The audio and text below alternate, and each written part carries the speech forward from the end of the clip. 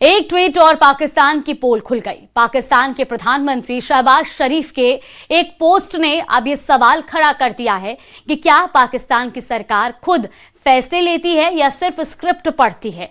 पूरी कहानी क्या है आपको इस रिपोर्ट में दिखाते हैं।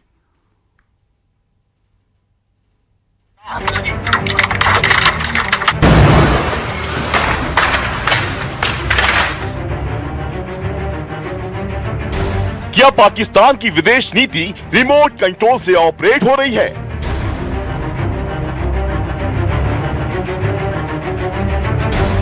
क्या पाकिस्तान में सरकार भी किसी के इशारे पर चल रही है?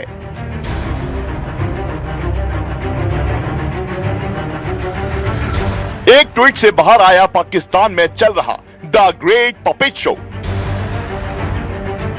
ये कहानी एक ट्वीट से शुरू होती है, लेकिन सवाल पूरी सत्ता तक पहुंच जाता है। पाकिस्तान के प्रधानमंत्री शहबाज शरीफ के आधिकारिक अकाउंट से किया गया एक पोस्ट और उसमें छुपा हुआ एक शब्द ड्राफ्ट जैसे किसी पर्दे के पीछे छुपी स्क्रिप्ट का इशारा दे गया। पाकिस्तान जो खुद को कूटनीति का खिलाड़ी बता रहा था, अब उसी की साख पर सवाल खड़े हैं।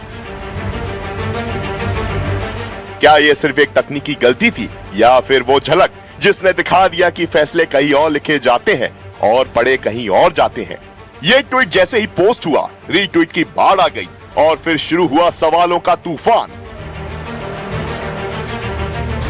एक्स पर यूजर्स ने तुरंत स्क्रीनशॉट लेना शुरू कर दिया और एडिट हिस्ट्री खंगालते ही पूरा मामला खुलता चला गया।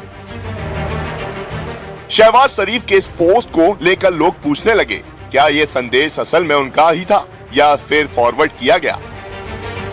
कुछ ही देर में पपेट गवर्नमेंट ट्रेन करने लगा और पाकिस्तान की डिप्लोमेसी मजाक बनकर रह गई। यानी एक क्लिक और पूरी दुनिया के सामने पाकिस्तान की स्क्रिप्टेड पॉलिटिक्स की पोल खुल गई। मीम्स के जरिए पाकिस्तान को अमेरिका का पिट्ठू बताया जाने लगा और डिजिटल दुनिया में ये मजाक धीरे धीरे एक बड़े नैरेटिव में बदल गया। कई यूजर्स ने दावा किया कि यह सिर्फ एक गलती नहीं बल्कि उस सिस्टम की झलक है जहां फैसले खुद नहीं लिए जाते।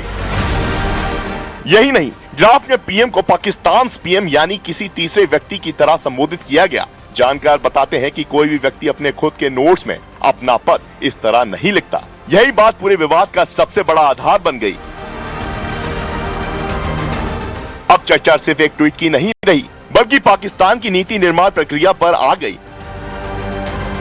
क्या फैसले इस्लामाबाद में बनते हैं या सिर्फ मंजूरी वहां से मिलती है? और अगर स्क्रिप्ट बाहर से आती है तो क्या ये डिप्लोमेसी है या फिर एक रिमोट कंट्रोल सिस्टम?